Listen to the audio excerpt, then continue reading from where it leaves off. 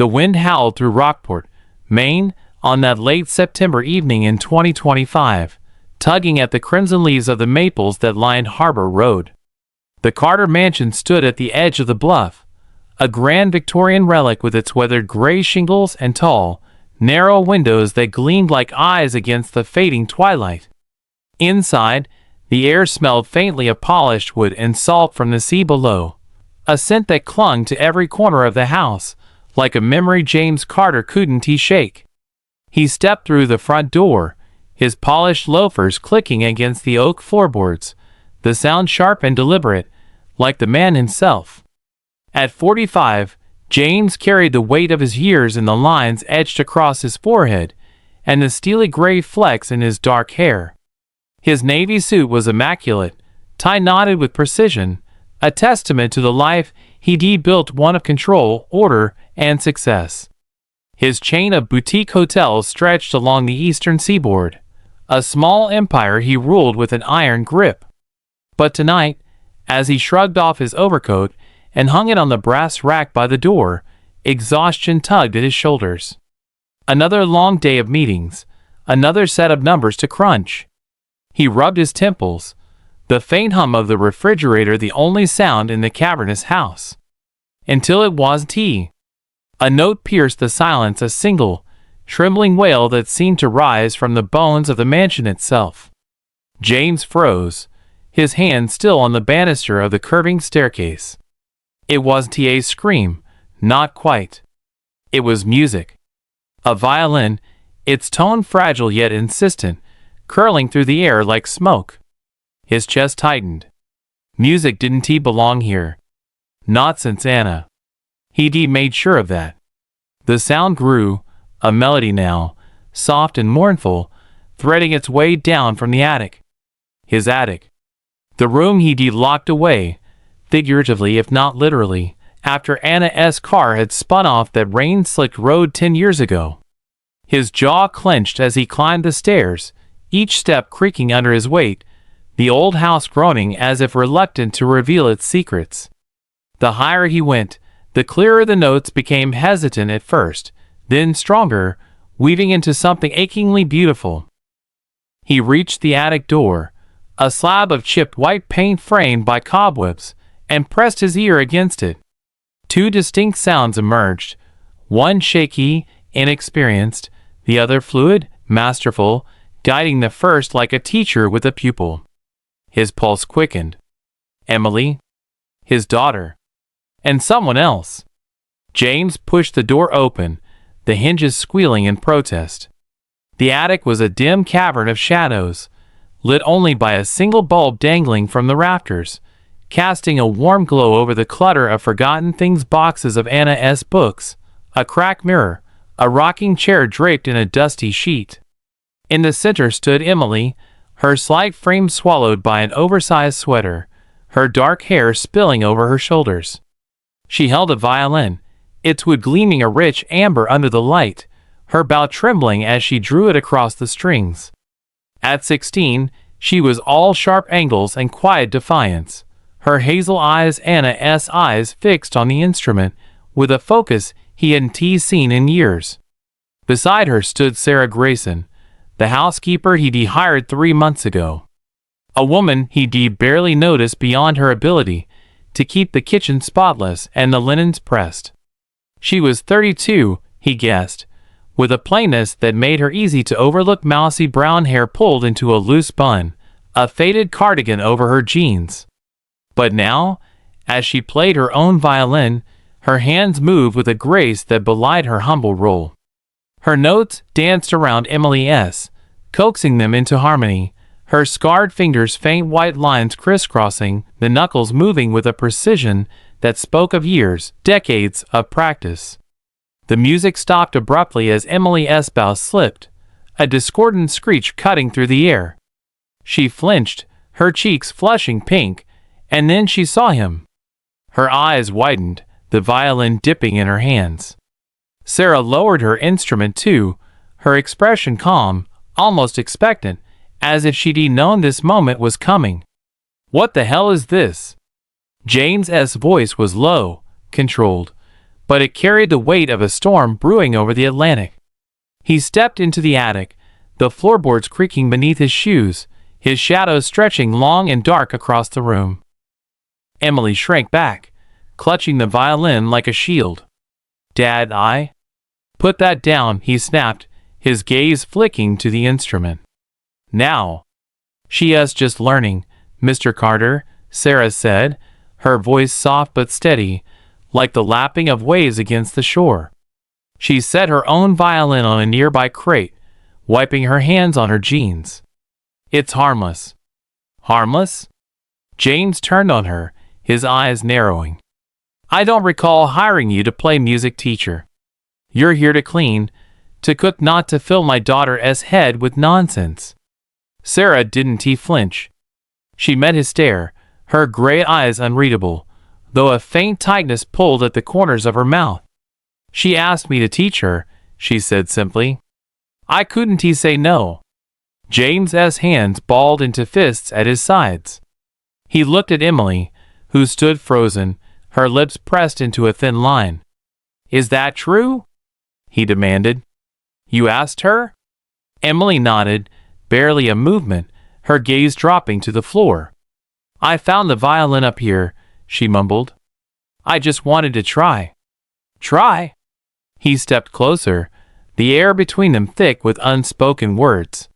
"You've got school, exams, a future to think about. You don't have time for this distraction." "It's not a distraction."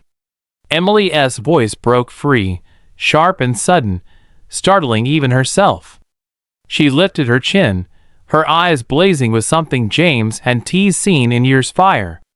"It's mine. Something I want."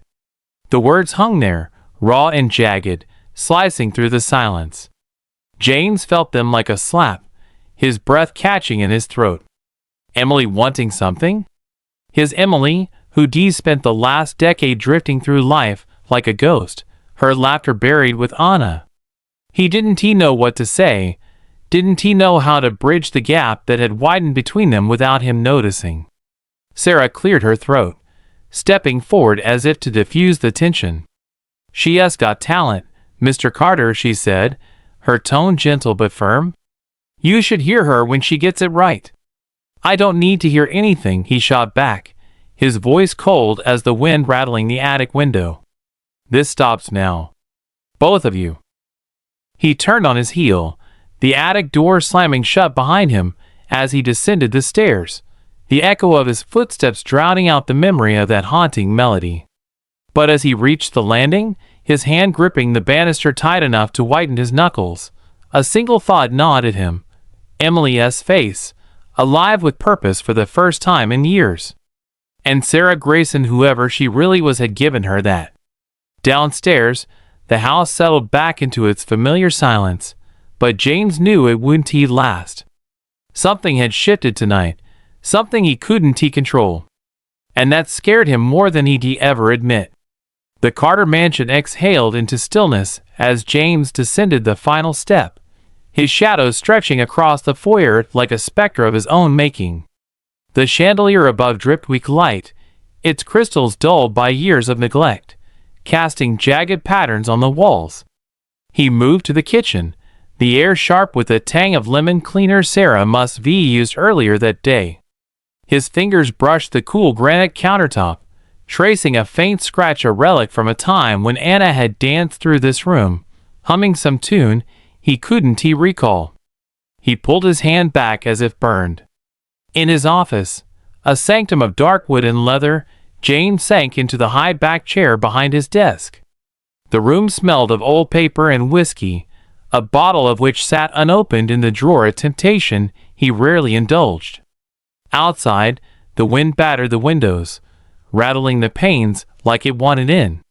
He leaned back, closing his eyes, and let the memory creep forward, unbidden. 10 years ago, Anna had stood in this very house, her auburn hair catching the sunlight as she swayed with a violin tucked under her chin. She'd played something bright, a jig maybe, her laughter spilling out between the notes. "Come on, James," she teased, her voice warm as summer. "Dance with me." He waved her off, hunched over blueprints for his first hotel, muttering about deadlines. Music as for dreamers, he said, sharp enough to make her falter. She lowered the bow, her smile fading, and he turned back to his work, oblivious to the crack he just carved between them. After the crash, after the call that came at 2 a.m., the sheriff's voice flat and final, James had boxed up her violin, her sheet music, every trace of her songs. He told himself it was for Emily, to shield her from the pain of losing her mother to something as frivolous as a late-night drive to a concert. But deep down, he knew it was for him. Music was a reminder of what he ignored, what he failed to hold on to. Now, his eyes snapped open, the echo of Emily's violin slicing through the memory like a blade. He stood, crossing to the window, where the moon hung low over Rockport Harbor, its silver light rippling across the black water. Emily playing as Emily, who barely spoke at dinner, who drifted through her days like a shadow of the girl she'd been. And Sarah Grayson, with her scarred hands and that look in her eyes, steady as granite. Who is she to bring this back into his house? He returned to the kitchen, the clock on the wall ticking past 9 p.m., its hands glinting in the dimness. Sarah was there, wiping down the stove, her movements slow and deliberate. She didn't look up as he entered, but the slight stiffening of her shoulders told him she knew he was there.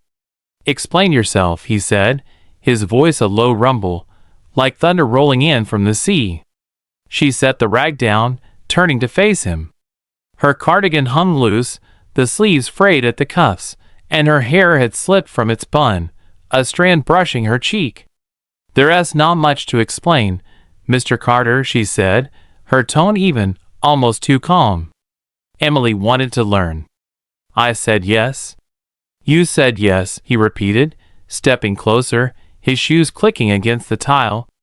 "To something I never approved. You work for me, Sarah. Your job is to keep this house running, not to play games with my daughter." Her eyes flicked up to meet his, gray and unflinching, like the fog that rolled in off the coast. "Music isn't a game," she said. "It's not something you can just switch off." She needed it. Needed it? His laugh was short, bitter, scraping the back of his throat. "She needs to focus on school, on her future. Not some hobby that Ella waste her time." Sarah crossed her arms, the scars on her hands catching the light thin, jagged lines that looked like they'd been etched with a knife. "Maybe it's not a waste to her," she said. "Maybe it's breathing." The word hit him like a gust of wind, knocking the air from his lungs. Breathing. Anna had said something like that once, hadn't she? When he complained about her late night practicing, she smiled and said, "It's how I breathe, James." He shook the thought away, his jaw tightening. "You don't know her," he said, his voice colder now, cutting through the space between them. "You don't get to decide what she needs." Sarah tilted her head, just slightly, studying him as if he were a puzzle she hadn't quite solved. "And you do?" she asked, soft but pointed, like a needle slipping under skin. He froze, the question hanging there, sharp and unanswerable. For a moment, he saw Emily's face again, those hazel eyes flashing with defiance, her voice cracking with something raw. He turned away, his hands curling into fists. "Stay out of this," he said, final as a door slamming shut. "No more lessons. No more music. Understood?" Sarah didn't respond right away.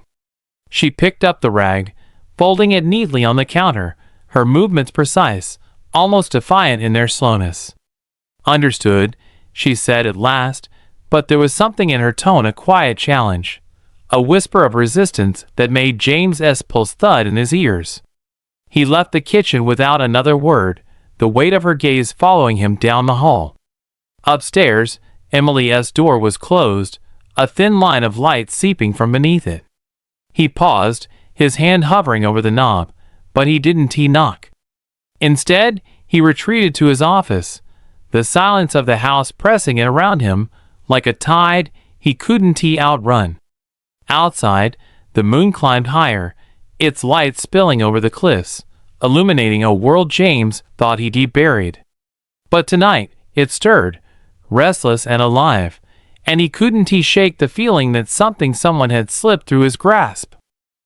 The morning sun crept over Rockport, painting the harbor in shades of gold and amber, the kind of light that made the town feel like a postcard frozen in time. At Rockport High School, the bell clanged through the halls, a harsh metallic cry that jolted Emily Carter from her thoughts. She sat at her desk in third period English, her pencil hovering over a half-finished essay on The Great Gatsby. The classroom smelled of chalk dust and teenage sweat, the windows fogged with condensation from the crisp autumn air outside. Her classmates chattered around her, girls giggling over weekend plans, boys tossing a crumpled paper ball, but Emily barely heard them. Her mind was still in the attic, tangled in the strings of that violin. She wore a faded blue hoodie, the sleeves pulled over her hands, her dark hair tucked behind her ears. At 16, she was a wisp of a girl, all sharp cheekbones and quiet edges, her hazel eyes, her mother's eyes fixed on the page but seeing something else. The bow in her hand last night, trembling as it scraped the strings. The way Sarah's notes had wrapped around hers, steadying them, pulling music out of her clumsy fingers. She felt it then, a spark, a warmth she hadn't known since she was 6, sitting on the rug while Mom played, the room alive with sound. "Miss Carter?" Mrs. Hargrove's voice cut through her reverie, sharp as the crack of a ruler. The teacher stood at the front, her glasses perched on her nose, peering over the rim. "Are we joining the class today, or are we still daydreaming?" Emily's cheeks burned. She ducked her head, muttering sorry, as snickers rippled through the room. She forced her pencil to move, scribbling nonsense about Gatsby's green light, but her thoughts drifted back to the attic. To Dad's face hard as granite, his voice like ice. "Put that down." She wanted to scream, to tell him it wasn't just a thing, it was hers, something she'd claimed in a house that felt more like a museum than a home. The bell rang again, releasing her into the chaos of the hallway. She slipped through the crowd, her backpack slung over one shoulder, and made her way to the cafeteria. The air there was thick with the smell of burnt pizza and ketchup, trays clattering as kids jostled for seats. Emily found a corner table, pulling out her journal, a battered notebook with a cracked leather cover, its pages filled with doodles and half-formed thoughts. She flipped to a blank page and wrote, "I played last night." Really played? It felt like flying, until he stopped it. She paused, her pen hovering, then added, "Sarah says I can do it. But Dad he'll never let me." "Writing a novel over there?" A voice broke in, light and teasing. Emily looked up to see Lucas Hayes sliding into the seat across from her. He was lanky, with messy blonde hair and a grin that crinkled his freckled face, a guitar strap peeking out of his backpack. They'd been lab partners last year, bonded over dissecting frogs and bad puns, but she'd never told him about the violin. "Just stuff," she said, closing the journal quick as a trap snapping shut. Lucas raised an eyebrow, popping a tater tot into his mouth. "Secret stuff, huh? You're like a spy or something." She smiled despite herself, a small, fleeting thing. "Yeah, totally. Undercover poet." He laughed, then leaned in, lowering his voice. "Hey, you ever think about music? Like, doing it for real? There's this competition in Rockland next month, violin, piano, all that. My cousin's entering with his sax." Emily's heart skipped, a quick, sharp thud against her ribs. "A competition?" she asked, trying to keep her voice casual. "Yeah, big deal. Winners get scholarships. Scouts from fancy schools show up. You play anything?" She hesitated, her fingers tightening around the journal. "I used to," she lied, the truth too raw to spill. "Not anymore." Too bad, Lucas said, shrugging. You've got that artsy vibe. Bet you'd kill it. The idea lodged in her chest like a seed, sprouting roots as she walked home after school. The town was quiet, the streets lined with clapboard houses and pumpkins on porches, the sea breeze tugging at her hoodie. She climbed the hill to the Carter mansion, its turrets looming against the sky like a storybook castle, and slipped inside. Dad wouldn't he be home for hours, another late night at the office. Perfect. Upstairs, her bedroom was a sanctuary of soft grays and blues, the walls bare except for a single photo, her and Mom, laughing on the beach, sand between their toes. She crossed to the closet, pulling out the violin she'd hidden under a pile of sweaters. Its wood was warm under her fingers, the strings taut and waiting. She'd found it months ago in the attic, buried in a trunk with Mom's initials carved into the lid, AC on a Carter. It had felt like a sign. She lifted the bow, her breath catching as she drew it across the strings. The sound was rough, wobbly, nothing like Sarah's, but it was hers. She tried again, then again, until a shaky note emerged, pure and fragile. Her door creaked open, and she froze, the bow slipping in her hand. Sarah stood there, a basket of laundry balanced on her hip, her gray eyes widening for a split second before softening. You're practicing, she said, not a question. Emily's throat tightened. I wasn't he supposed to? Dad said. Forget what he said. Sarah set the basket down, stepping inside. You're doing it anyway. That's what matters. Emily bit her lip, the violin heavy in her arms. He'll take it away if he finds out. Then we'll be careful, Sarah replied, her voice firm, like she'd already decided. She reached into her pocket, pulling out a folded sheet of music, yellowed at the edges. Here. Claire de Lune. It's a start. You want to learn it? Emily stared at the paper, the notes swimming like stars on the page. She thought of Lucas's words competition, scholarships, and something flared inside her, bright and reckless. Yeah, she said, her voice stronger than she felt. I do. Sarah smiled, small but real, and picked up her own violin from the hall. Then let us play, she said, and the room filled with sound once more, tentative, imperfect, but alive. Outside, the sun dipped below the horizon, the first stars blinking awake over Rockport, and Emily felt it, a secret taking root, one she'd guard with everything she had. The Carter mansion hummed with the quiet of late evening, the kind of stillness that settled over Rockport when the fishing boats docked and the tourists retreated to their inns. In the kitchen, James stood at the sink, the faucet dripping a slow, rhythmic plink-plink into a steel basin. He'd shed his suit jacket, the sleeves of his white shirt rolled to his elbows, revealing forearms corded with tension. The window above the sink framed the harbor, its waters ink black under a crescent moon, the distant buoy lights winking like fireflies. He scrubbed a glass absent-mindedly, the sponge rasping against the rim, his mind replaying the attic scene, Emily's defiance, Sarah's calm insolence. Footsteps pattered behind him, light and hesitant. He turned, water dripping from his hands, to see Emily in the doorway. She wore her oversized hoodie, the hem frayed, her dark hair spilling over one shoulder like a curtain she could hide behind. Her hazel eyes flicked to his, then away, settling on the floor. Homework done? He asked, his voice clipped, the glass clinking as he set it on the drying rack. Yeah, she mumbled, shifting her weight. Just getting water. He nodded, stepping aside as she edged toward the fridge. The hum of the appliance filled the silence, a low drone that seemed louder than it should.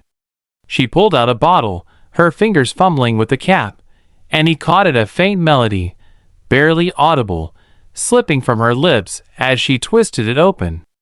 A hum, soft and lilting, like something she didn't even know she was doing. What is that?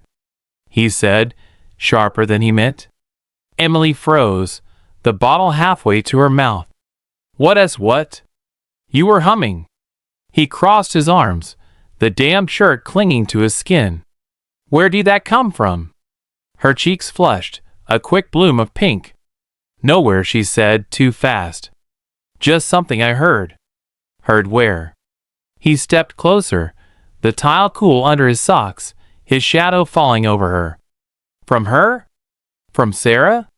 Emily's jaw tightened, her grip on the bottle widening her knuckles. No, she lied, her voice a whisper. It's nothing. It's not nothing.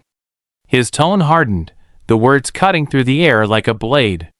I told you to stop this music nonsense. Did you think I wouldn't notice?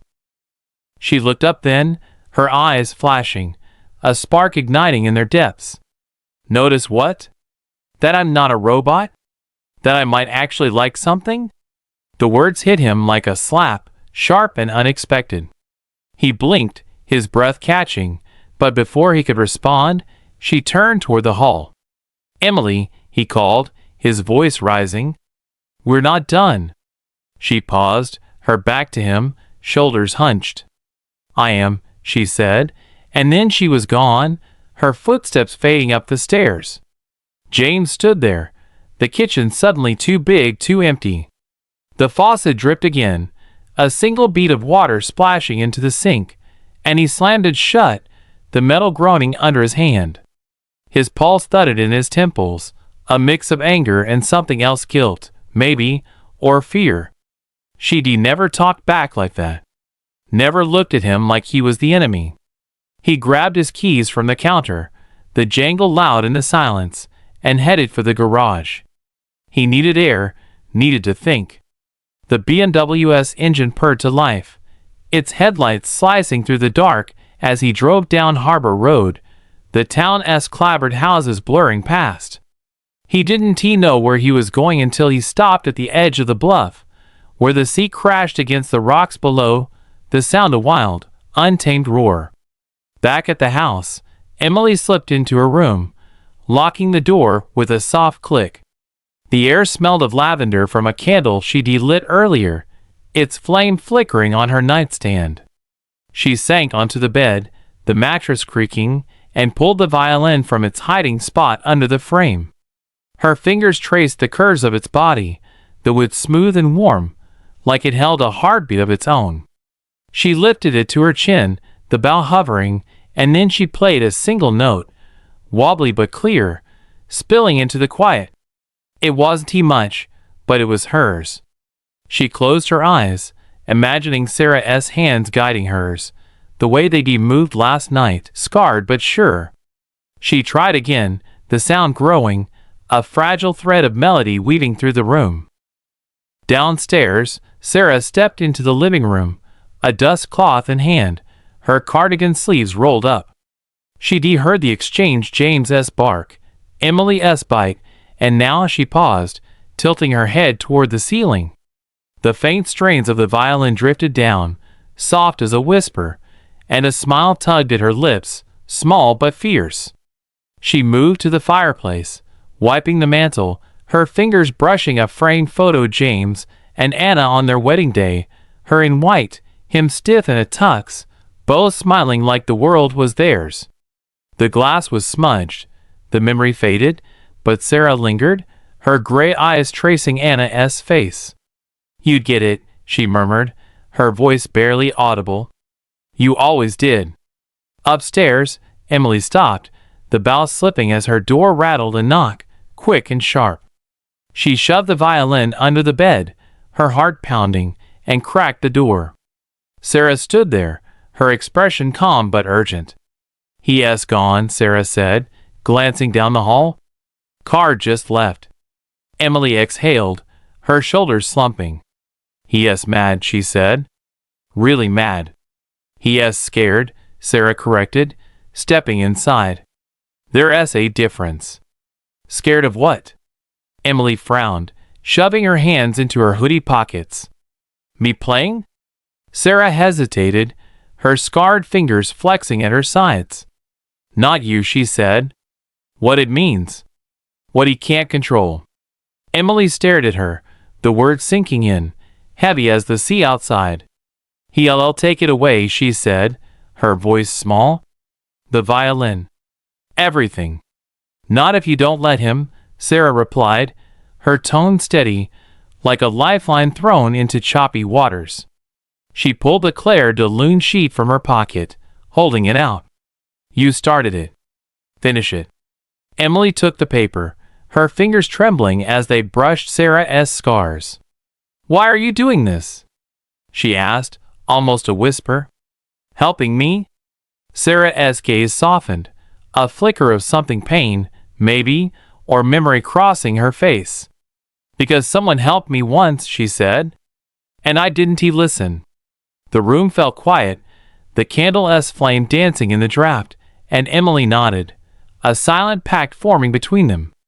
Outside, the wind howled, the first crack widening in the Carter family's carefully built walls, and neither of them knew how deep it would go. The clock in James Carter's office ticked past midnight, its brass hands glinting under the desk lamp's harsh glow. The room was a fortress of order, bookshelves lined with ledgers, a mahogany desk polished to a mirror sheen, the faint scent of leather and ink hanging in the air. Outside, Rockport slept under a blanket of stars, the harbor's waves a distant murmur against the cliffs. James sat hunched over his laptop, the screen's blue light carving shadows into his tired face, his tie loosened like a noose finally slipping free. He'd come here after the drive, the bluff's wildness doing little to quiet the storm in his head.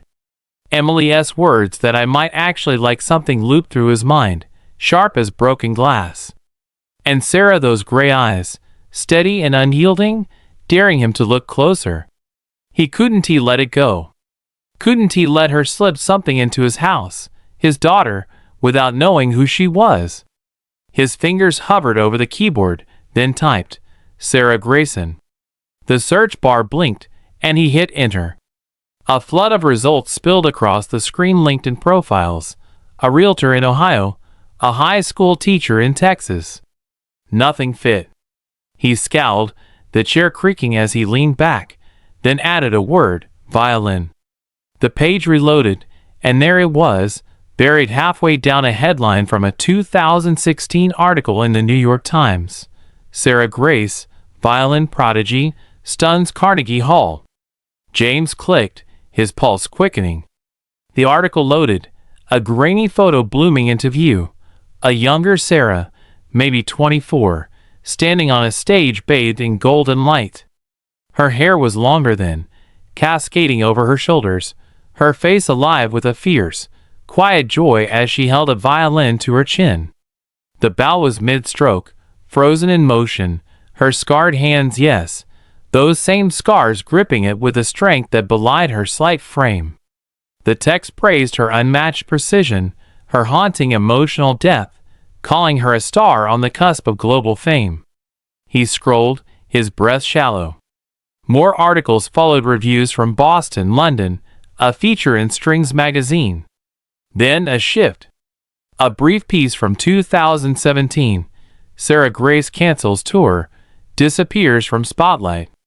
No explanation, just speculation, burnout, a scandal, a breakdown. After that, nothing. She'd vanished, a ghost slipping through the cracks of her own legend. James leaned closer, the screen's glow reflecting in his eyes. He muttered, "What are you running from?" The question hung in the air, unanswered, as he clicked back to the photo. It was her, those hands, that posture, the way she'd played in the attic like it was second nature. But why here? Why Rockport? Why his house? A housekeeper, scrubbing his floors when she'd once filled concert halls. He opened another tab, typing Sarah Grace accident. A few scattered hits popped up, rumors of a car crash, unconfirmed reports of injury, but no details, no proof. He slammed the laptop shut, the sound a gunshot in the silence, and rubbed his face with both hands. His mind raced, piecing it together, a prodigy turned recluse, hiding in plain sight. But that didn't explain Emily.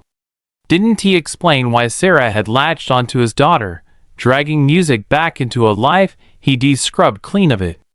The office door creaked, and he spun in his chair, heart thudding. Sarah stood there, a mug of tea steaming in her hands, her cardigan swapped for a worn flannel shirt. Her hair was loose now, framing her face in soft waves, and her expression was unreadable calm, but with a flicker of something beneath, like a current under still water. "Couldn't he sleep?" she asked, her voice low, almost swallowed by the room as hush. James straightened, his jaw tightening. "What are you doing up?" "Bringing you this." She set the mug on the desk, the ceramic clinking faintly against the wood. Chamomile, by the smell sweet and earthy, curling up in thin wisps. "You look like you need it." Didn't he touch it? "I don't need anything from you," he said, his tone cold, cutting. "Except answers." Sarah tilted her head, her gray eyes narrowing slightly. "About what?" "Who you are." He leaned forward, elbows on the desk, his voice dropping to a growl. "Sarah Grayson, or should I say Sarah Grace?" Her breath hitched, a tiny sound, barely there, but he caught it. Her fingers flexed at her sides, the scars stark against her pale skin, and for a moment, she looked like she might bolt. Then she steadied, her shoulders squaring. "You've been busy," she said, dry as the wind outside. "Busy enough," he shot back. "Carnegie Hall, world tours, then nothing. Now you're here, playing teacher to my daughter." "Why?" She crossed her arms, the flannel rustling. "I told you." "She asked me to." "That is not an answer." He stood, the chair scraping back, his height casting a shadow over her. "You're not just some housekeeper. You're hiding something, and I want to know what it is." Sarah didn't flinch, didn't step back. She met his gaze, her eyes like steel beneath the surface. "Maybe I am," she said, her voice quiet but firm. "But it's got nothing to do with you or Emily. I'm here to work, to live. That's all." "Bullshit," he snapped, the word cracking through the room. "You don't go from concert stages to scrubbing floors without a reason. And you don't drag my kid into whatever mess you're running from." Her lips pressed into a thin line, a flicker of anger breaking through her calm. "I'm not dragging her anywhere," she said. "She is the one reaching. You'd see that if you paid attention." The jab landed, sharp and deep, and James felt it a sting of truth he couldn't dodge. He clenched his fists, his knuckles whitening. "Stay away from her," he said, each word deliberate, heavy. "No more lessons. No more secrets. Or you're out." Sarah held his stare for a long moment, the air between them thick with unspoken things. Then she nodded, a single, curt motion. "Fine," she said, turning toward the door. But as she reached the threshold, she paused, glancing back. "You can't stop her, you know." "Not forever." She left, her footsteps fading down the hall, and Jane sank back into his chair, the tea cooling untouched on the desk. The laptop glowed faintly, Sarah's younger face still frozen on the screen, and he stared at it, a chill creeping up his spine. She was right, he couldn't stop Emily, not as she'd already started. And that scared him more than any secret Sarah might be hiding. The attic smelled of dust and time, a stale tang that clung to the rafters, and the warped floorboards beneath Emily's sneakers. Afternoon light slanted through the single window, a narrow pane crusted with salt from the sea air, casting a golden haze over the clutter boxes sagging with old clothes, a cracked lamp, a rocking horse with one eye missing. Emily knelt beside Sarah, her knees pressing into the wood, the violin resting in her lap like a fragile bird. She'd slipped up here after school, the house empty with Dad still at the office, the silence a gift she couldn't waste. Sarah sat cross-legged, her own violin balanced on her knee, the bow dangling from her fingers. She wore a faded green sweater today, the cuffs unraveling, her hair tucked behind her ears. The scars on her hands stood out in the light, jagged white lines crisscrossing her knuckles, faint but undeniable, like cracks in porcelain. Emily had noticed them before, but today they seemed louder, a story begging to be told. "Try it again," Sarah said, her voice soft but firm, cutting through the attic's hush. "From the third measure. Keep your wrist loose." Emily nodded, lifting the violin to her chin. The wood was cool against her skin, the strings taut under her fingertips. She drew the bow, her hand trembling slightly, and the notes spilled out shaky at first, a wobble of sound that made her wince. She pushed through, the melody of Clair de Lune taking shape, slow and halting, like a river finding its path. Sarah's bow joined hers, a steady counterpoint, guiding her through the stumbles, the two sounds weaving together in a fragile dance. "Good," Sarah murmured, her eyes half closed, listening. "Now softer, let it breathe." Emily adjusted, her bow lightening, and for a moment, it worked. The notes floated, delicate as the dust motes swirling in the sunbeam. Then her wrist stiffened, the bow jerked, and a harsh screech tore through the air. She dropped the violin to her lap, her breath hitching. "I suck at this," she muttered, shoving a strand of hair from her face. "You don't," Sarah said, lowering her own bow. "You're learning. It takes time." Emily frowned, her fingers tracing the violin's curves. "You make it look easy. Like you've done it forever." Sarah's lips twitched, a half smile that didn't reach her eyes. "Not forever," she said. "Just a long time." "How long?"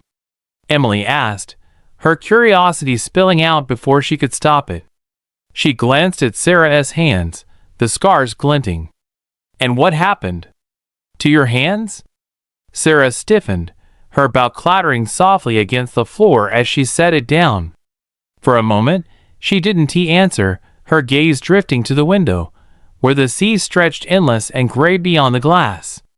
Then she exhaled, a slow, quiet sound, and the attic seemed to shrink around her words. "I was a kid once, like you," she began, her voice low, threading through the stillness. "Started playing at 6. My mom said I cried if she took the violin away, like it was part of me." She flexed her fingers, the scars stretching. "By 16 I was good. Really good. Won competitions, got noticed. At 20, I was touring Boston, New York, Paris. Stages bigger than this house." Emily's eyes widened, her breath catching. "Paris? Like France?" Sarah nodded, a faint spark flickering in her gray eyes. "Yeah. The Theatre des Champs-Élysées. Packed house, standing ovation. I thought that was it, my life, set forever." Her voice faltered, the spark dimming. "Then I met someone. Anna. She played 2 violin, like me. We were friends, partners almost. Pushed each other, dreamed together." "Anna?" Emily tilted her head, the name tugging at something deep, unformed. "Wait, you knew my mom?"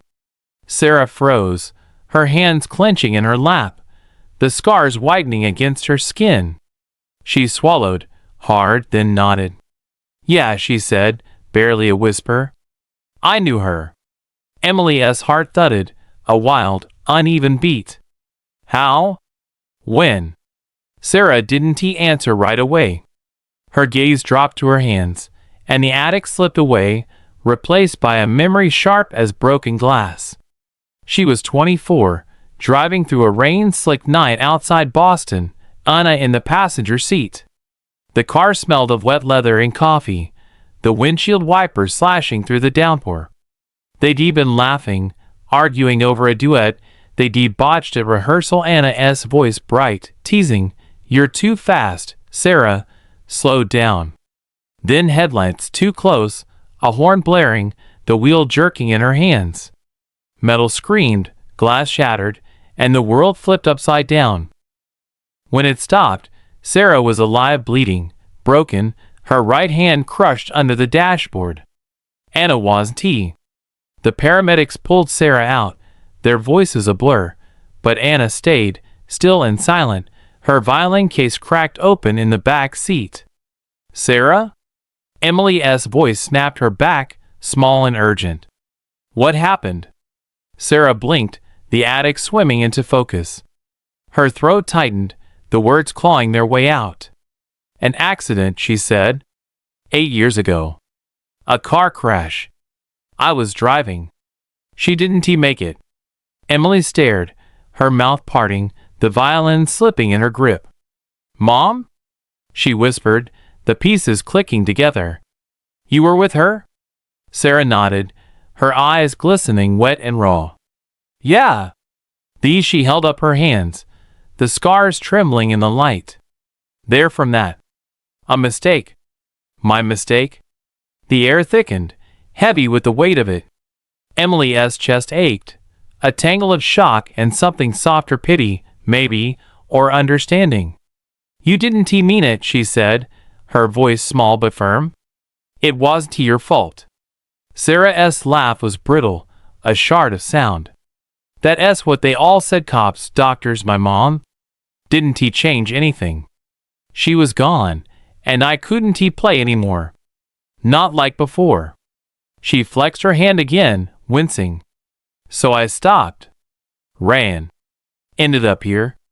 Emily reached out, hesitant, her fingers brushing Sarah's wrist. "But you're playing now," she said. "With me." Sarah looked at her, the tears spilling over, silent and quick. "Yeah," she said, a ghost of a smile breaking through. "With you." The attic held its breath, the sun dipping lower, painting the walls in shades of amber and shadow. Emily lifted her violin again, her bow steady this time, and played a single note, clear and true, echoing Anna's memory through the strings. Sarah joined her, their music rising, fragile but unbroken, a thread stretching across years and loss, binding them in a way neither could yet name. The Rockport town square buzzed with the hum of late afternoon, the kind of October day where the air tasted of cider and fallen leaves crunched underfoot. The harbor sparkled beyond the clapboard shops, fishing boats bobbing like toys on the tide, their masts swaying in the breeze.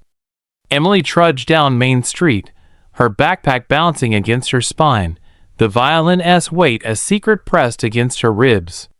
She slipped it out of the house that morning, tucked beneath her hoodie, her pulse racing as she passed Dad's closed office door. He hadn't noticed, or if he hadn't said. She cut through the square, past the gazebo where old men played chess and kids chased each other with sticky hands. The scent of fried clams wafted from a food truck, mingling with the tang of salt air, and her stomach growled she'd skipped lunch, too nervous to eat after last night's fight. Her sneakers scuffed the cobblestones as she headed for school, her mind a tangle of Sarah's story, Mom's face, and that violin note she'd finally gotten right. "Yo, Carter." Lucas's voice sliced through her thoughts, bright and brash. He loped toward her from the school steps, his guitar case slung over one shoulder, his blonde hair a mess of windblown curls. His flannel shirt flapped open over a faded Nirvana tee, and his grin was wide, infectious.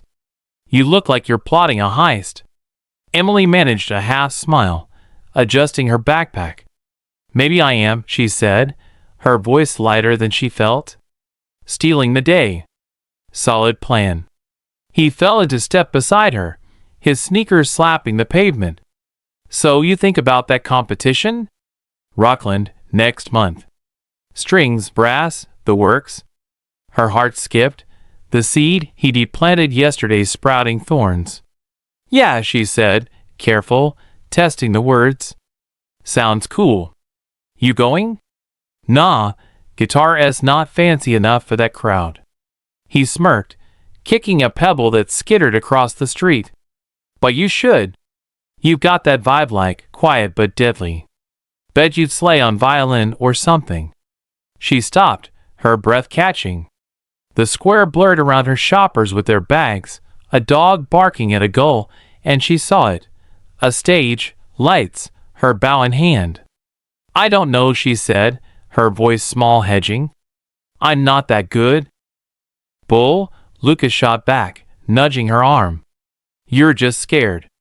Which is dumb, 'cause you're tougher than you think. She looked at him, his green eyes steady, daring her.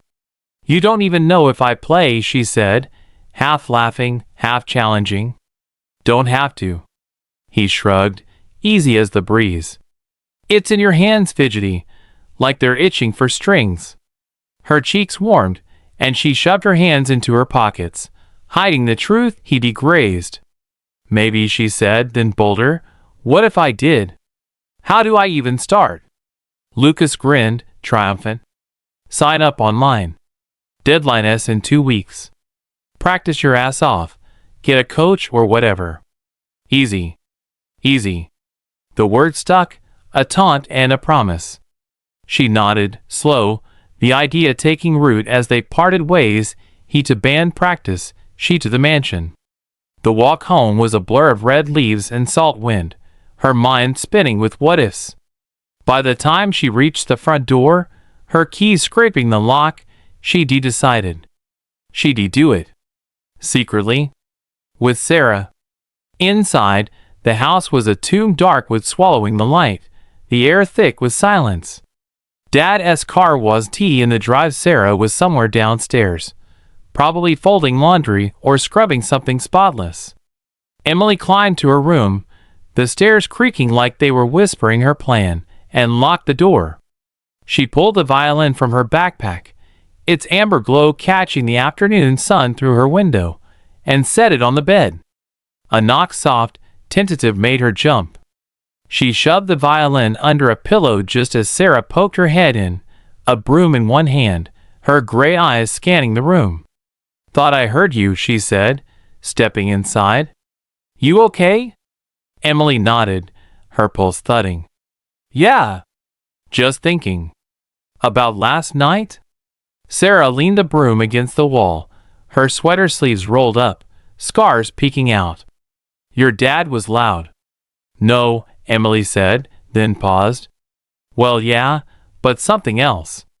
She pulled the pillow aside, revealing the violin, her fingers brushing its strings. There's this competition. In Rockland. For violinists. I want to do it. Sarah's brows lifted, a flicker of surprise breaking her calm. A competition? She crossed her arms, leaning against the dresser. That's big, Emily? You sure? No, Emily admitted, her voice cracking. I'm not good enough. But I want to try. I want to feel something again like when we played up there. She nodded toward the ceiling, the attic's ghost hovering between them. Sarah studied her, silent for a beat, then nodded. Okay, she said, simple but solid. You'll need to work hard. Harder than you think. I know. Emily sat straighter, her hands clenching the bedspread. Will you help me? Like really help me? Be my coach or whatever. Sarah's lips parted, a breath escaping, and for a moment, she looked lost, her eyes drifting to some far-off place, her scars flexing as her fingers curled. Then she blinked, refocusing. Yeah, she said, soft but sure. I'll help you. But we keep it quiet. Your dad can't know. Deal, Emily said, a grin breaking free, small but fierce. She grabbed the Claire de Lune sheet from her nightstand, holding it out. Can we start now? Sarah took it, her scarred hand brushing Emily's, and unfolded the paper. The note stared back, a map to somewhere new. Now as good, she said, picking up her own violin from the hall. She drew the bow, a single note ringing out clear, steady, a lifeline. Follow me. Emily lifted her violin, mirroring her, and the room filled with sound, tentative, messy, but alive. Downstairs, the house held its breath, oblivious to the rebellion blooming above, a whisper growing into a shout neither could silence. Outside, the sun sank, the first stars piercing the sky, and Emily felt it, a chance, fragile but hers, strung tight across the strings. The Carter mansion brooded under a sky bruised with clouds, the kind of October afternoon in Rockport where the air hung heavy, promising rain. James sat in his office, the leather chair creaking beneath him, a stack of hotel invoices spread across the desk like a battlefield. The room was dim, the lamp's yellow glow pooling over the papers, casting long shadows that danced with every flicker of the bulb. His tie was gone, shirt unbuttoned at the collar, and a glass of whiskey rarely touched sat sweating on a coaster, its amber glint mirroring the unease in his chest. He'd spent the day at the office, barking orders at managers, crunching numbers until his eyes burned, but it hadn't dulled the edge of last night's Sarah's defiance, Emily's silence. He'd come home early, the BMW's tires crunching gravel in the drive, and found the house quiet, Sarah in the kitchen, Emily upstairs. Too quiet. His fingers drummed the desk, a restless tap tap tap, as he replayed Sarah's words. You can't stop her, you know. The nerve of her, a stranger in his house, challenging him like she belonged. He stood, the chair scraping back, and crossed to the bookshelf, a towering wall of leather spines and dust. His hand brushed a row of old ledgers, then paused at a slim, unmarked volume tucked between them, its cover worn to a dull brown. He pulled it free, a faint creak of binding as it opened in his hands.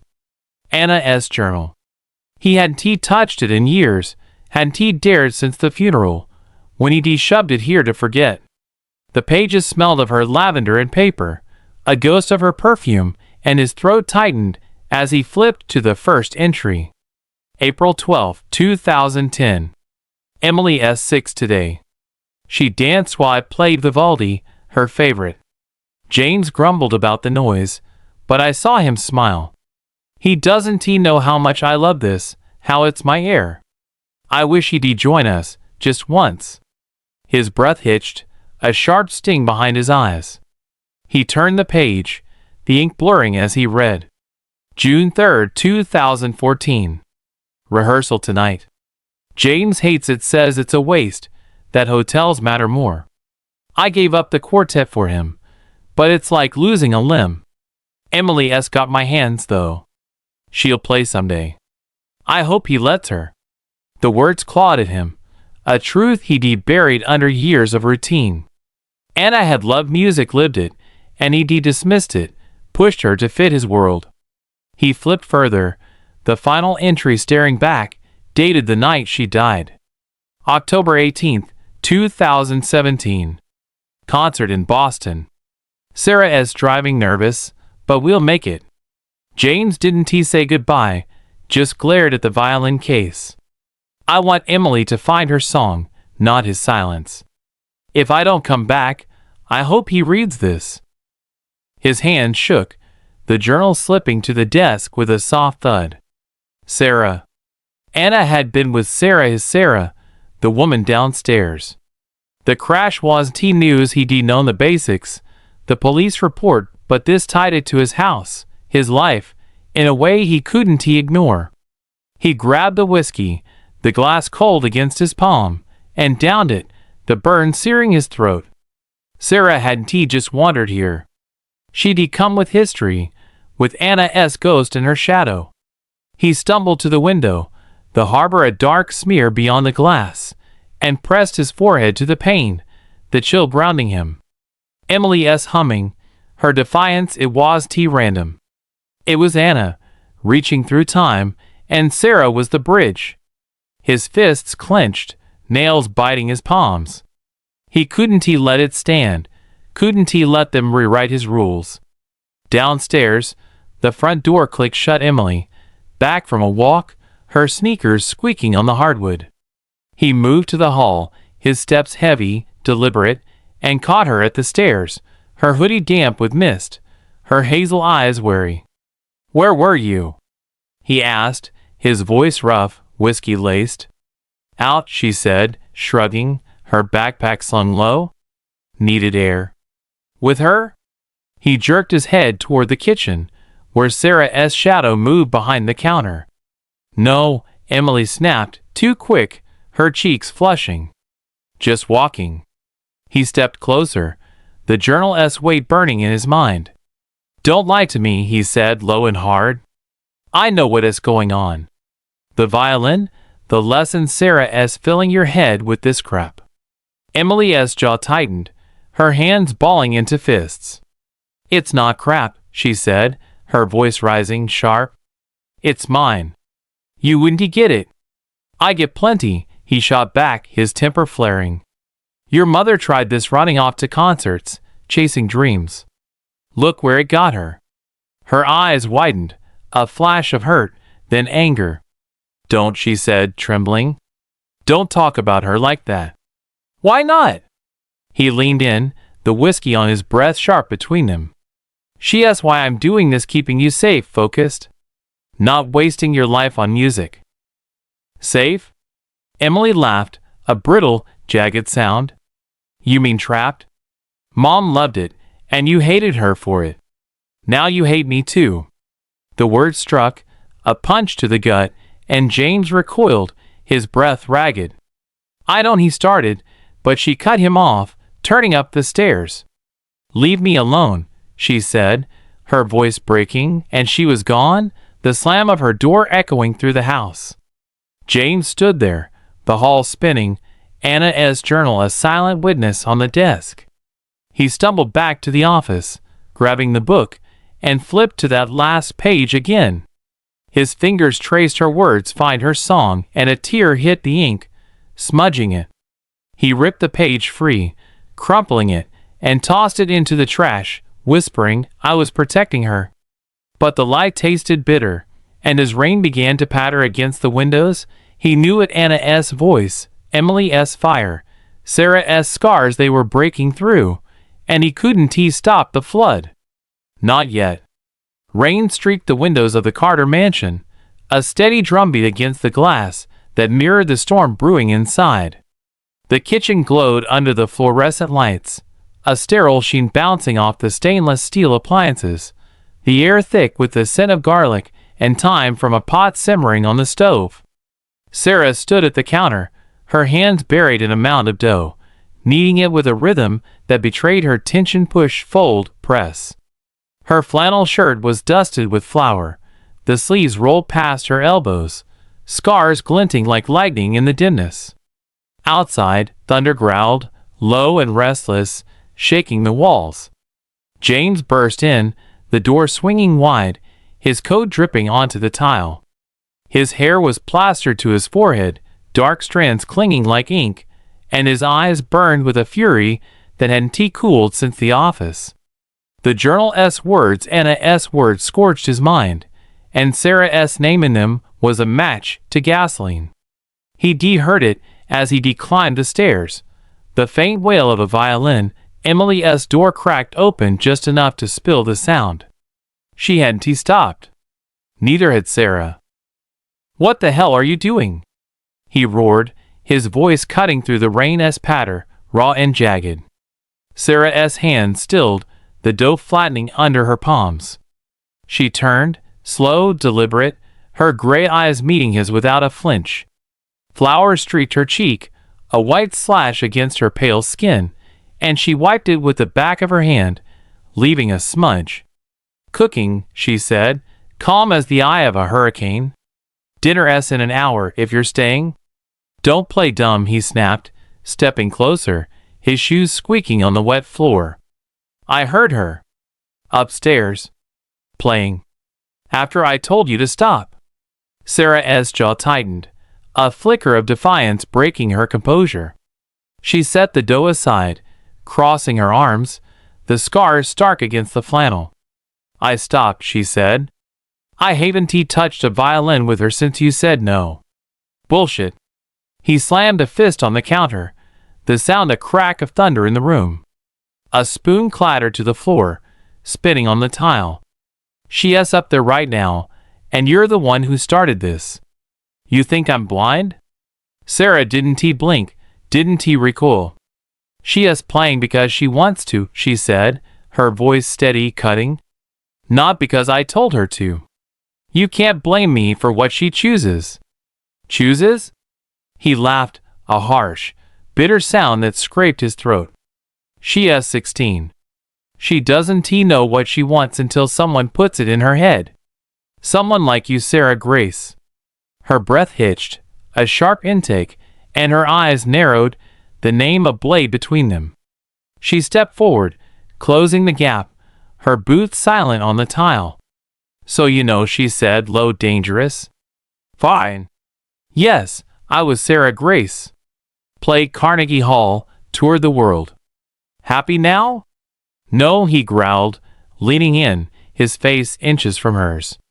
Rainwater dripped from his coat, pooling at his feet. I want to know why you're here. Why my house, my daughter? What is your game? There's no game, she shot back, her voice rising, edged with heat. I came here to work, to start over. Emily found the violin, asked me to teach her. That's it. That's not it. He jabbed a finger at her, his hand trembling with rage. You knew Anna. You were with her when she died. Don't pretend this is random. Sarah froze, her face paling, the fight draining from her eyes, like water through a sieve. Thunder rumbled again, shaking the windows, and she swallowed, her throat bobbing. Yeah, she said, quiet now, almost broken. I knew her. My best friend. And I was there. James stepped back, his breath ragged, the admission hitting like a fist. You were there, he repeated, his voice dropping hollow. Driving, weren't you? The crash. You killed her. Her head snapped up, eyes blazing through the tears that welled there, sudden and fierce. No, she said, sharp, desperate. It wasn't like that. A drunk driver crossed the line. I couldn't. She stopped, her hands clenching, scars widening. I tried to save her, James. I tried. He stared at her, the rain hammering louder, a roar that drowned the silence. Anna's journal flashed in his mind, Sarah's driving, and the pieces clicked, jagged and wrong. You tried, he said, slow, venomous. And she is still gone. Now you're here, playing savior with my kid. Why? Guilt? Sarah flinched, the word a whip across her face. Maybe, she admitted, her voice cracking. Maybe I owe her that much to help Emily, to give her what Anna wanted. But it's not about you. It's my family. He shouted, his voice breaking the room apart. You don't get to waltz in, dig up her ghost, and act like it's nothing. I'm not acting. Sarah yelled back, stepping closer, her tears spilling now, hot and unchecked. I lost her too, James. You think I don't carry it? Every day, she thrust her scarred hands up, shaking. These remind me. But Emily, she is alive. She is reaching. And you're choking her. The words landed, heavy as stone, and James staggered, his back hitting the counter. The pot bubbled over, hissing on the stove, steam curling up like a specter. He opened his mouth, but nothing came. Her truth, Anna's truth, Emily's defiance, all crashing into him at once. Sarah wiped her face, smearing flour and tears, and turned to the stove, shutting off the burner with a flick of her wrist. The hiss died, leaving only the rain, relentless and loud. I'm not your enemy, she said, her back to him, voice low. But if you keep this up, you'll lose her. Like you lost Anna. She walked out, her boots thudding soft on the tile, leaving him alone with the mess spilled dough, a tipped spoon, his own ragged breathing. Upstairs, the violin stopped, a final note hanging in the air, and James sank to the floor, the rain washing the world away outside. He didn't know what to believe. Didn't know how to fight a ghost or a girl who'd already slipped beyond his reach. The rain had softened to a drizzle by the time Emily reached Rockport's beach, the sky a bruised purple streaked with fading light. The sand was cold under her sneakers, wet clumps sticking to the soles as she trudged toward the water's edge. Waves crashed against the rocks, a low roar that drowned the echo of her father's voice. Look where it got her. She debolted after the fight, the mansion's walls closing in, her hoodie pulled tight against the mist, the violin left behind in her room. Her breath came in sharp gasps, fogging the air, her dark hair plastered to her cheeks like seaweed. She stopped where the tide lapped at her toes, the sea a dark mirror reflecting the last gasps of day. The salt stung her nose, sharp and alive, mingling with the ache in her chest. Mom gone because of music, Dad said. Because of Sarah. It didn't fit, didn't match the woman who taught her Claire de Lune, whose hand shook when she spoke of the crash. Emily kicked a pebble, watching it skitter into the foam, her hands shoved deep into her pockets, fingers curling around nothing. She pulled the violin's bow from her backpack snatched in her rush out the door, and held it up, the wood slick with drizzle. She drew it through the air, imagining strings, and then pressed it to her lips like a flute, blowing a silent note. The wind carried it away, a ghost of sound, and she closed her eyes, letting the sea's rhythm fill her. Then she played air notes, invisible, her arm moving in the pattern Sarah had drilled into her. It wasn't enough, but it was something, a rebellion against the silence Dad wanted to force on her. Footsteps crunched behind her, deliberate, cutting through the waves' growl. She turned, the bow dropping to her side, and saw Sarah, her flannel damp, hair loose and wild, gray eyes glinting in the dusk. She carried a flashlight, its beam slicing the gloom, and her boots sank into the sand as she approached. "Thought I'd find you here," Sarah said, her voice soft but carrying over the wind.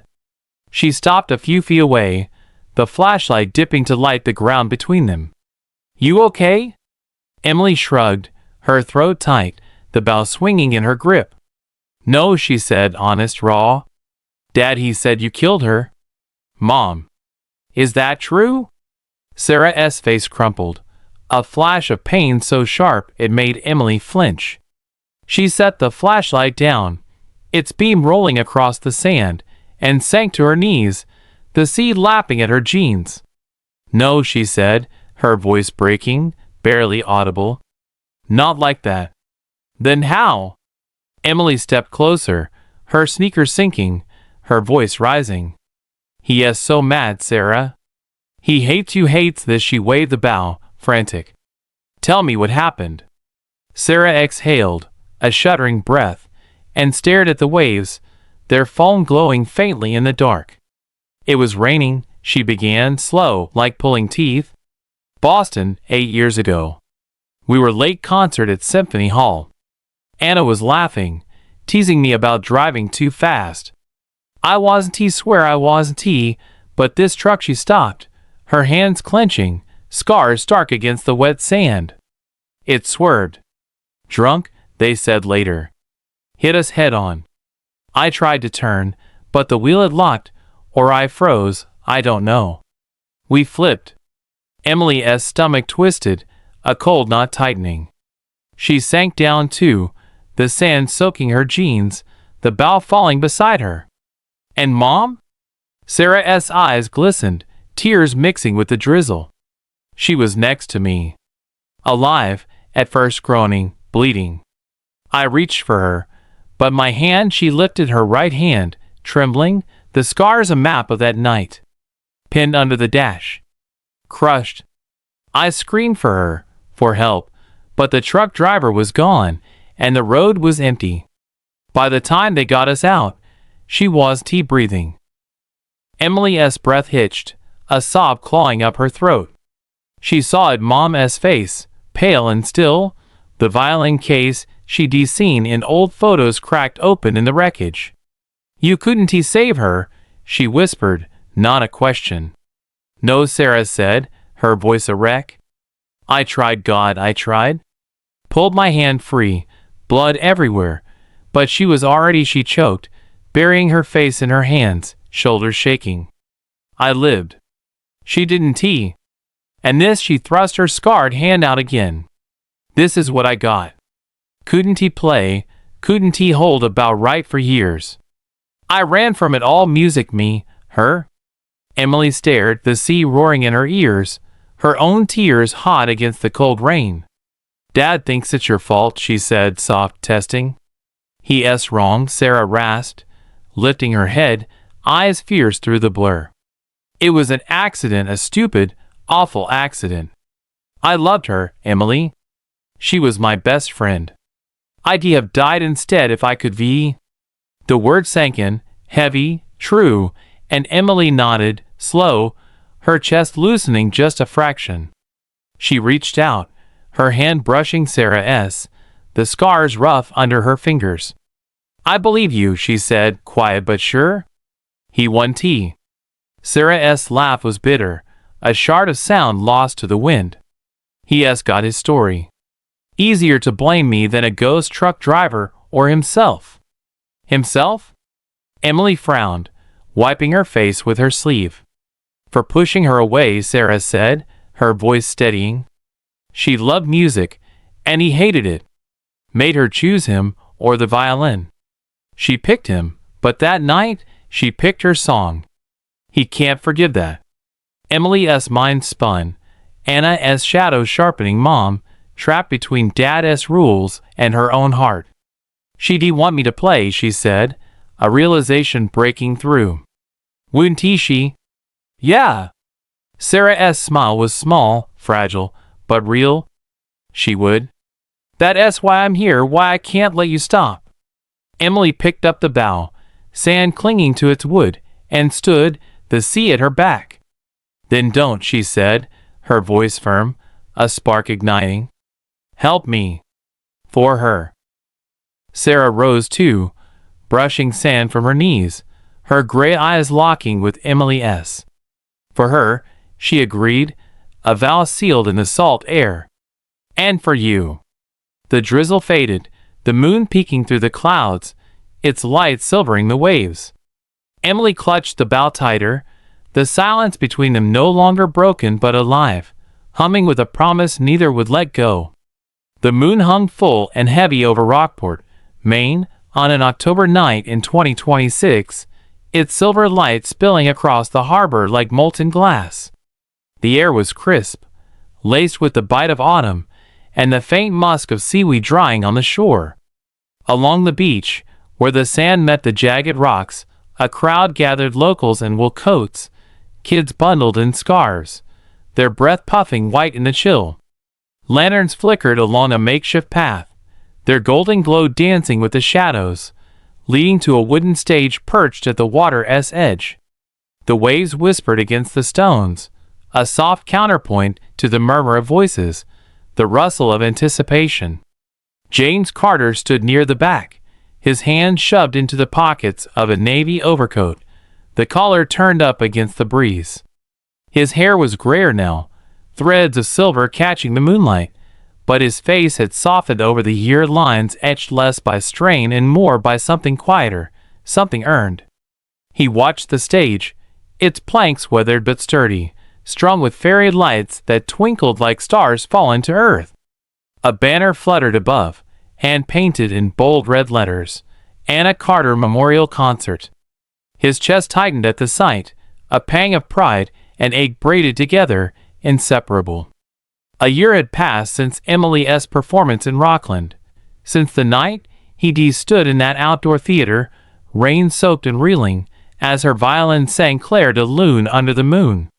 He clapped then, tears blurring his vision, the sound of her music cutting through a decade of guilt to find Anna's echo. That night had broken something in him, or maybe it had mended it. He couldn't tell anymore. But it had changed everything. The crowd parted, and Emily emerged from behind the stage, her dark hair swept back in a loose braid, a few strands fluttering free in the wind. She was 17 now, taller, her frame still slight, but carrying a new strength, a steadiness in her step. She wore a deep blue dress, simple but elegant, the hem brushing her ankles, and a scarf looped around her neck. Anna's scarf, the one with the faint lavender scent still clinging to its threads. In her hands, she held her violin, its amber wood gleaming under the lights, the bow poised like an extension of her arm. She climbed the stage, her sneakers still her, even now silent on the wood, and turned to face the crowd. The chatter hushed, faces lifting, eyes bright with expectation. James felt his breath catch, a swell of something vast rising in his throat. She wasn't he the girl who'd hidden in her room, who'd whispered her dreams into a journal. She was here, alive, blazing. "Hey, everyone," Emily said, her voice clear, carrying over the waves. A microphone stood unused beside her. She didn't need it. "Thanks for coming out tonight." This she gestured to the stage, the lights, the sea. "This is for my mom. And for all of us." A ripple of applause broke out, warm and scattered, and James joined in, his hands clapping, slow, deliberate. He caught her eye, just for a moment, and she smiled, small, real, a tether between them. Then she lifted the violin to her chin, the bow hovering and the world stilled. The first note rang out, pure and piercing, slicing through the night like a comet's tail. It was Claire de Lune again, but different now, stronger, surer, the melody unfurling with a grace that stole the air from his lungs. Her fingers danced across the strings, steady and swift, her bow a blur of motion, coaxing the music into something alive, something that breathed. The crowd leaned in, spellbound, the sea itself seeming to pause, its waves softening to listen. James closed his eyes, letting the sound wash over him. He saw Anna, her auburn hair catching the sun, her laugh spilling out as she played the same piece in their living room, Emily twirling at her feet. He turned away then, buried in work, deaf to what it meant. Now, he heard it all: Anna's love, Emily's fire, a song he tried to silence, but couldn't he. His hands slipped from his pockets, hanging loose at his sides, and he felt lighter, unburdened, the weight of years lifting with every note. Another violin joined in, a second thread weaving through Emily's, rich and deep, steadying her like roots to a tree. James opened his eyes, and there was Sarah Grayson, stepping onto the stage from the shadows. Her hair was loose, a cascade of brown waves brushing her shoulders, her flannel swapped for a black sweater that hugged her frame. Her violin was older, its finish dull by time, but it sang with a power that matched Emily's, the scars on her hands, those jagged white lines moving with a grace that defied their past. The duet swelled, their notes braiding together, a conversation in sound, Emily's bright, soaring lines dancing with Sarah's grounded, haunting tones.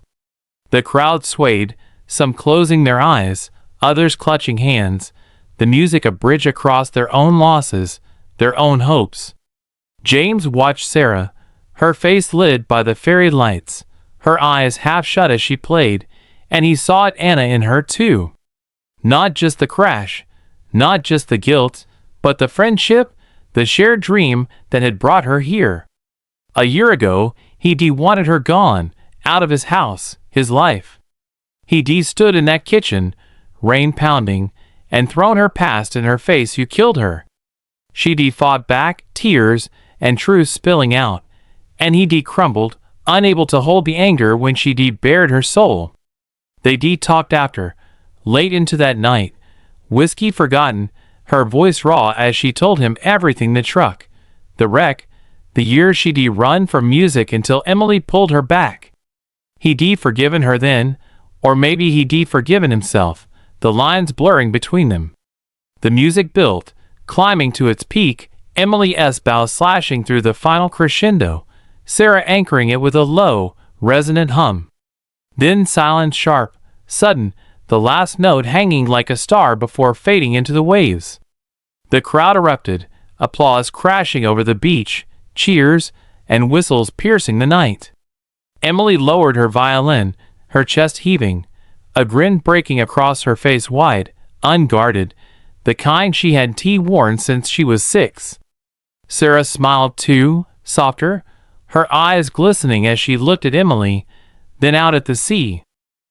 James clapped harder, his palms stinging, a lump in his throat he couldn't swallow.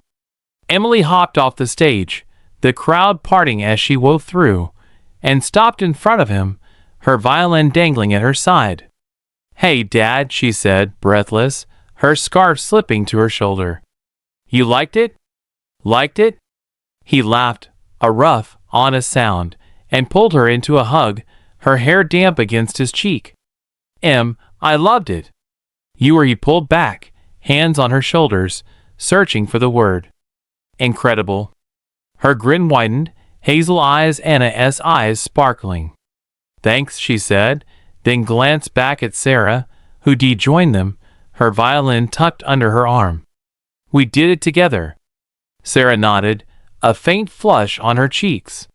"You did most of it," she said, her voice warm, teasing. "I just kept up." James met her gaze, the air between them soft, uncharged for the first time in months. "You both did," he said, quiet but firm. Anna would have been proud. Sarah's smile faltered, a flicker of old pain, but she steadied it. "Yeah," she said, her voice thick. She would be.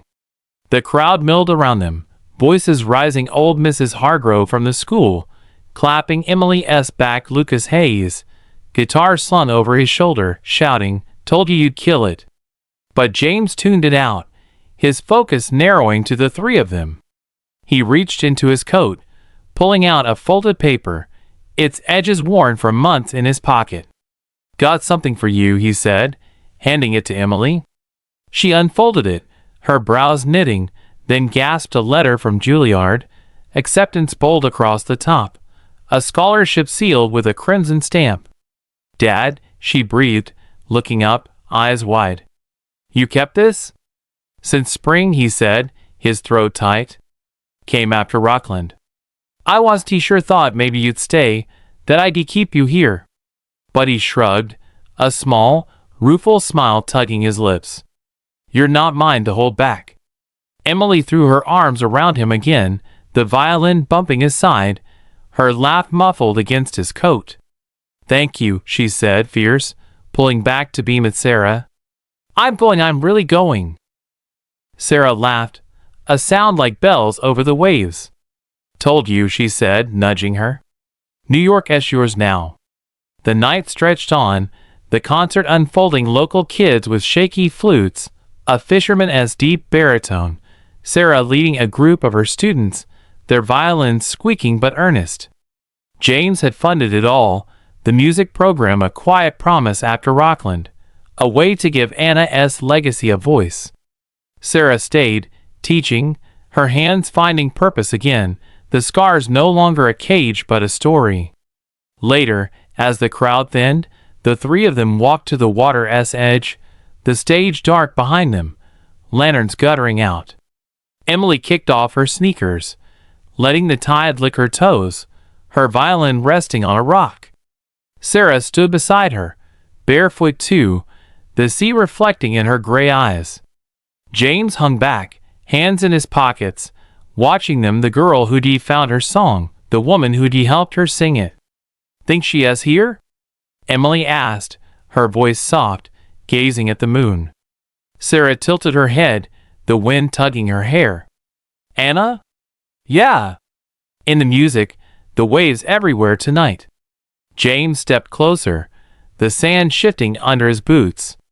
"She is," he said, surprising himself, his voice steady.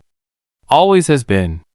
Emily turned, her smile soft, and linked her arm with his, then Sarah's, pulling them into the shallows. The water was cold, sharp against their skin, but they stood there, a trio bound by strings literal, and not under the moon's unblinking eye.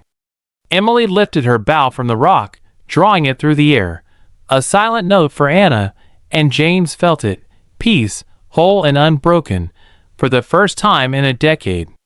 The tide rolled in, gentle now, and Rockport slept, its quiet pierced only by the memory of music, a melody that would echo on, through Emily's future, Sarah's redemption, and James's open heart. The strings under the moon played on, a song of loss and love, forever theirs.